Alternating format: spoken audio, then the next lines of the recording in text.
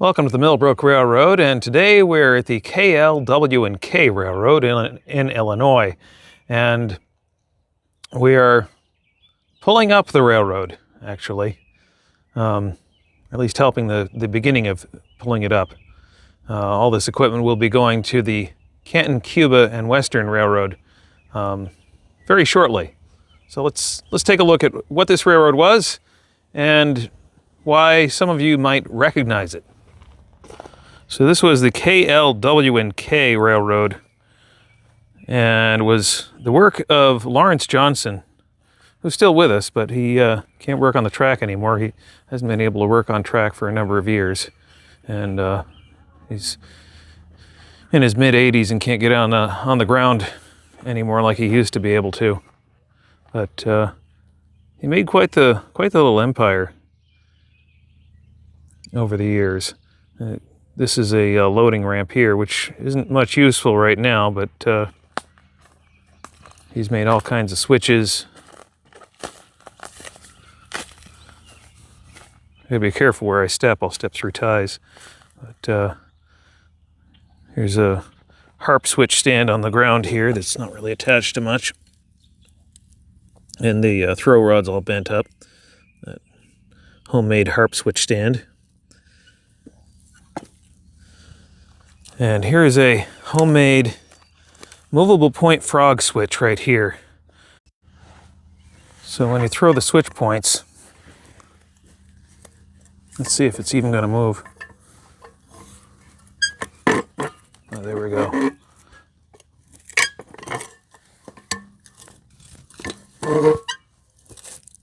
There. When you throw the switch points, the whole switch point mechanism pivots, and you end up with a movable point frog at the same time.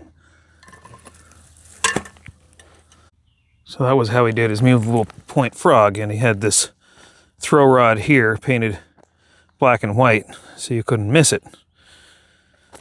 And this end here throws the frog point.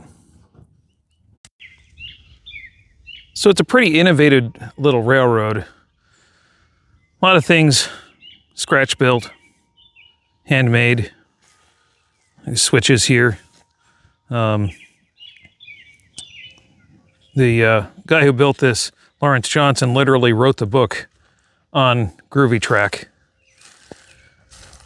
And he used to offer a CD with plans for things like these switch stands and switches and freight cars and things like that. But let's take a look at the back loop. This is the back of the railroad here. So I think this was a movable point frog switch like the other one. This is missing some of its linkages, but you can see it had basically the same mechanism, or very similar anyway, just by the way the frog is sitting there. But anyway, had a covered bridge, or has a covered bridge. We'll just go along this loop first. This is the one we started pulling up. The approaches to the covered bridge have kind of collapsed. At least that one has. It was a wooden approach. Nothing lasts forever, right? And let's see. This part over here, this is another bridge approach, and it's steel, so it was easy to take apart, and the wooden parts were pretty rotten. And it's been a while since this railroad has run. It's been many, many years. But the fact that it's still here, and Rich from the Canton, Cuba, and Western was able to buy it is pretty cool. So here's the track bed. Recently took this up, like just a couple hours ago. Just walk along it. There's another little bridge right here, and we're gonna have to pick up all this debris, but we picked up the rail. The ties didn't want to come too, because they're pretty old. They're pretty rotten.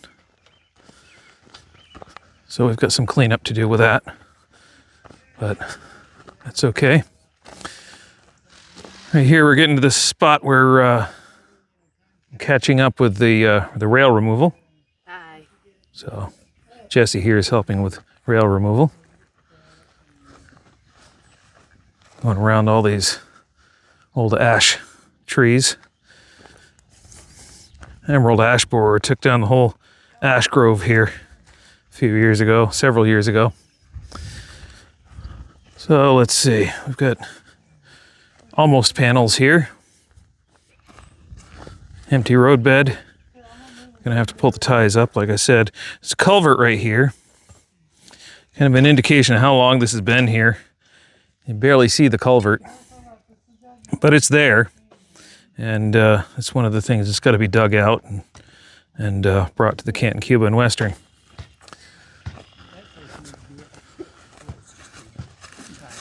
And this is a bridge slash crossing. Hi.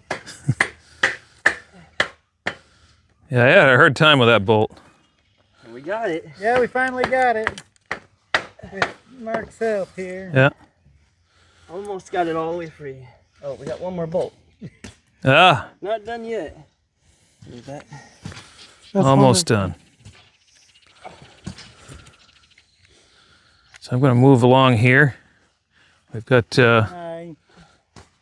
there's Rich. Yep, Canton, Cuba, and Western. Come visit my channel. Canton, Cuba, Western Railroad.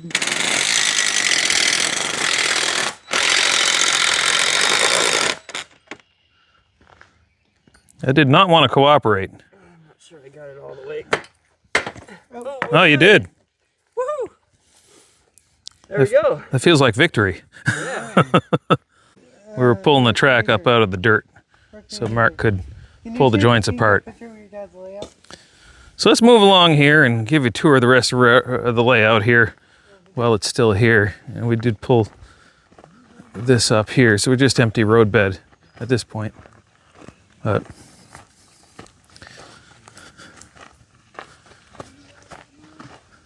there's a branch right here. We're going to follow this branch right now, and we'll follow it to its end. It's just a dead end around the apple tree here. And at least I think that's either an apple tree or a pear tree. It's hard to tell. I don't know. Anyway, a tree. Got this switch removed before they moved to the back loop. But all this stuff here is got to be pulled apart. There's not much left to it. This is kind of the way this is the way it was when we arrived.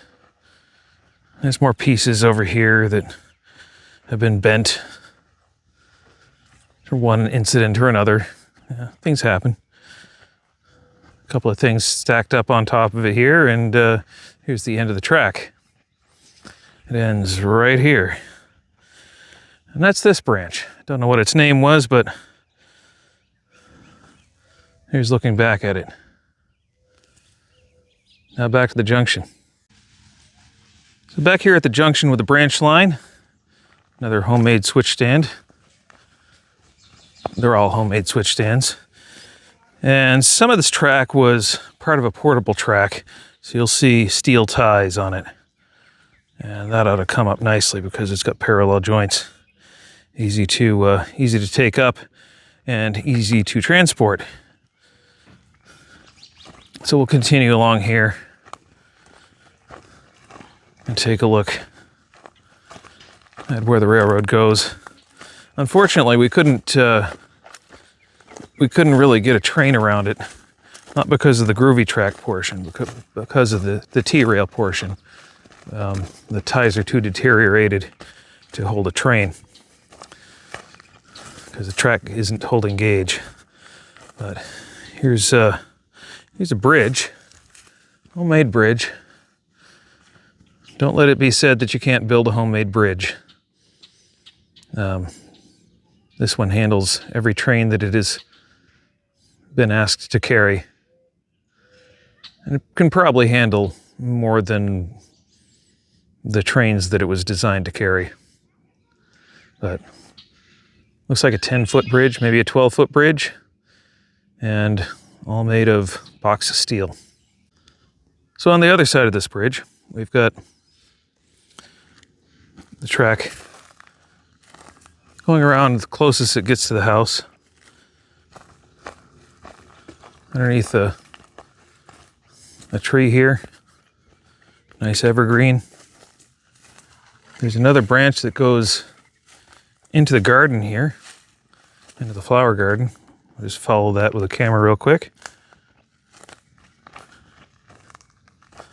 That ends right here at this homemade bumper stop. It's going back off the branch. We've got another switch with a homemade frog. And his frogs are so much better than my homemade frogs. He spent a lot more time on them.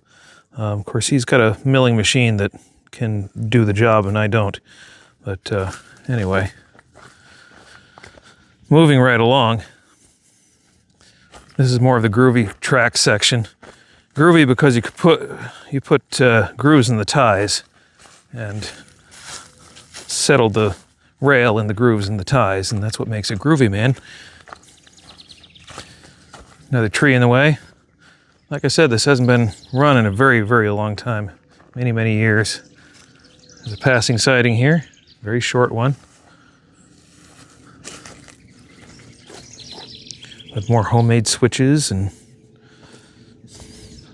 homemade switch frogs. I think this is one of his earlier ones, if I'm not mistaken. I may be mistaken though. And another nice homemade switch. And a stalk of corn that grew right up in the middle of the gauge. So, starts climbing here.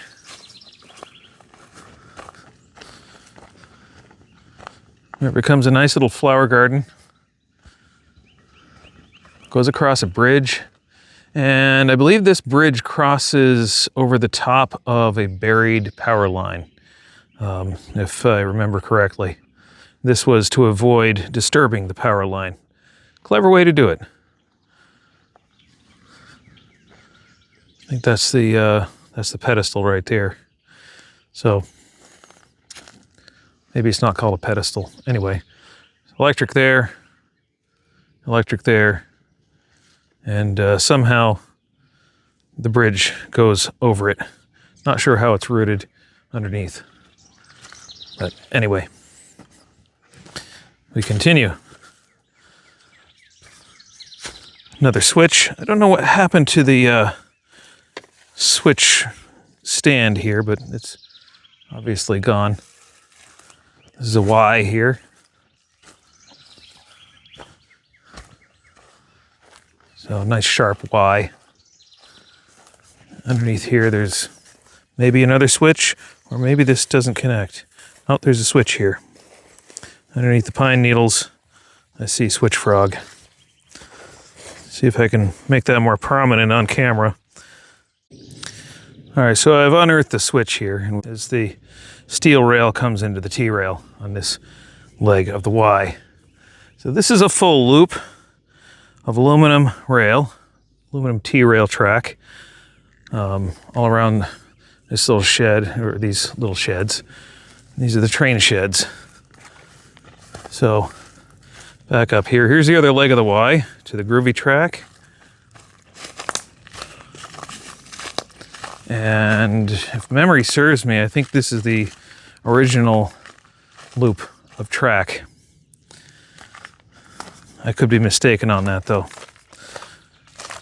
But if I remember what Lawrence told me years ago, last time I was here, that one of these sections of track is much older than the rest of the railroad, and I think it's the aluminum section. We've got that first moving point frog switch right up there that I showed you. And that goes into the car barn right here. There's a transfer table. And we've already gotten some of the equipment out of here. We don't have enough trailer space to get it all in one go. So there's the car barn. Here's the main line.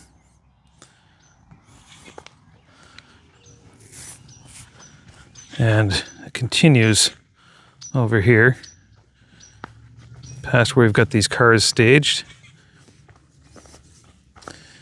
And one leg of it goes into this yard here.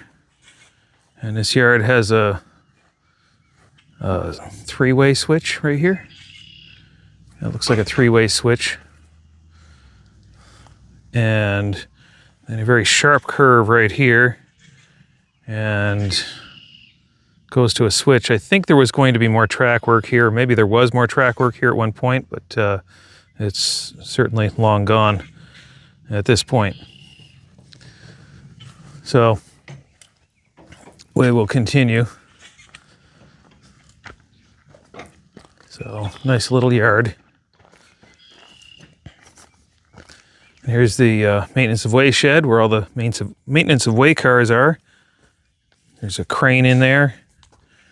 There's a derrick car. There's a side dump car. There's a tool car. A bunch of other things in there. There's a tool here. These two bottle jacks. I think that is a tool to install ties on Groovy Track. But I might be mistaken on that. But I think that's the tool. There's a whole bunch of tools here that he built. And he used to sell CDs with the designs of all these tools. Somewhere I have some of the designs, but he doesn't offer those anymore after a computer crash. So beside the engine house here, let's just follow the track around this loop here and continue our little tour of the KLW&K. And I'll be honest, I've forgotten what KLW&K stands for. So I'm at a bit of a loss. But here we are back around to the Y and that switch that I uncovered. So that's our little tour of the KLW&K Railroad, what it was, and well, one of these days we'll show you where it's going. But right now, I gotta finish pulling this thing up. So that means I've got to get to work and I've got to put the camera down. So thanks for watching today's video. If you did enjoy it, hit that thumbs up button. Join us over on Patreon if you'd like early access to our videos and other exclusive content. You can get that by joining us on Patreon and becoming a paid member over there. That helps support the channel. Patreon.com/Millbrook Railroad. And of course, you can join us at millbrookrailroad.com. Thanks for watching. We'll see you in the next one.